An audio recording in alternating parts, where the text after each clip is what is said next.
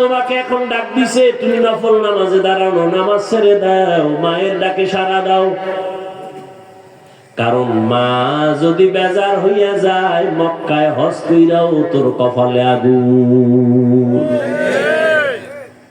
আল্লাহর এক বান্দা আবেদ যুবক এমন ইবাদতে মজা পাইছে,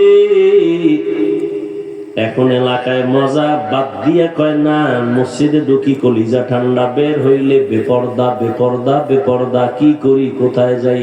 আল্লাহরে আমনে নিরেট ভাবে, নির্জনে নিরিবিলি ভাবে আল্লাহর ইবাদত কেমনে করি, কি করি, মাথা ঘুরায় ঘুরায় সিদ্ধান্ত নিল বাড়ির পাশে পাহাড় আছে, ওই পাহাড়ের মধ্যে যাইয়া আমি পাহাড়ের উপরে একা একা ইবাদত করব। ঘরের মধ্যে শুধু মা, বৃদ্ধা মা, আর কেউ নাই। সন্তান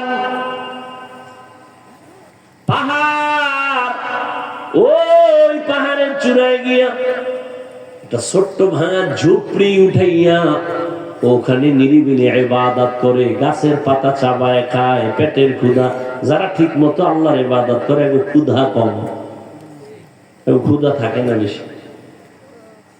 এদিকে বৃদ্ধা মা বাসায় একা, কেউ নাই। যুবক নিরিবিলি আমার একনিষ্ঠতার সাথে আল্লাহর ইবাদত করার জন্য পাহাড়ে চলে গেল। একদিন, দুদিন, 3 দিন পর আম্মা জানের মনের ভেতর একটু ঢেউ শুরু হয়ে গেছে, আমার বাবার চেহারাটা দেখি না বহুদিন।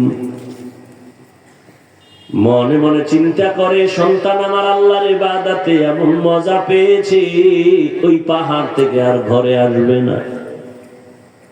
মায়ের মনে মানায় না। আম্মা জান চিন্তা করে, কি করি, বাবার চেহারাটা না দেখলে কলিজা ঠান্ডা হয় না। সন্তান বড় পীর, কিন্তু মায়ের কাছে হাফিজুর রহমান। কি সন্তান বড় এমপি সাহেব, মায়ের কাছে না। তুমি কিসের এমপি? তুমি তো আমার ওই সন্তান। মায়ের কাছে পীর নাই, এমপি নাই, কোনো মর্যাদা নাই, ঠিক নি? আর মা নাম দইরা ডাকে, আপনারা মানে নাম দইরা ডাকলে আমি বলার আগে সবাই বলবে তুই বেয়াদব।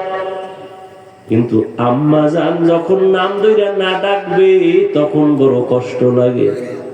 আর আম্মা জান যখন নাম দইরা ডাক দেয়, কলিজা ঠান্ডা হয়ে যায়, বড় মায়ায় ভরে যায়।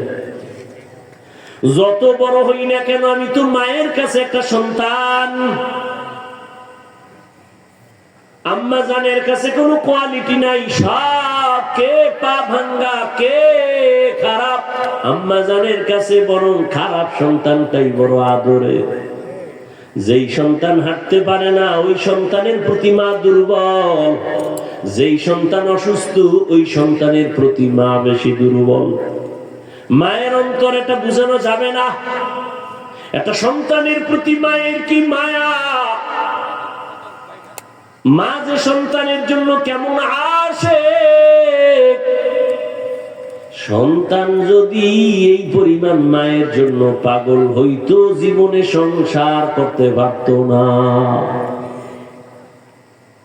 ওই আল্লাহর বান্দা চলে গেল পাহাড়ের চূড়ায়, কিন্তু মায়ের মনে মানে না। কই আমার কলিজার টুকরা, বাবার চেহারাটা দেখবো, না হয় কলিজা ঠান্ডা হবে না।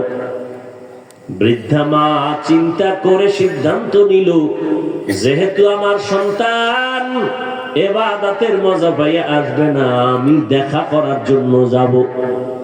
এবার সকাল 10টা, সূর্য উপরে উঠছে, তাপ আসতেছে। মা বৃদ্ধা মানুষ হেঁটে হেঁটে হেঁটে হেঁটে পাহাড়ের কিনারায় গিয়া হাজির। রহমতের নবী ওই মহিলা কেমনে পাহাড়ের উপরে তাকাইয়া সন্তানের ডাকছে, নবী সাহাবাদেরকে ওইভাবে দেখায়। সূর্যের আলো যখন পড়ে তখন উপরে তাকাইলে হাত দিয়ে একটু পর্দা দেওয়া লাগে চোখের উপর, না? নবী এইভাবে দিয়া দেখাইতেছে ওই মহিলা। বৃদ্ধা মা সন্তানের যখন ডাক দিছে, মাথা উঁচু করে এভাবে সূর্যের আলো থেকে নিজেকে হেফাজতের জন্য হাত দিয়ে ডাকছে, বাবা আমি তোর বৃদ্ধা মা পাহাড়ের নিচে আছি, এক নজরে এসে একটু দেখা দেবে, দেখতে চাই।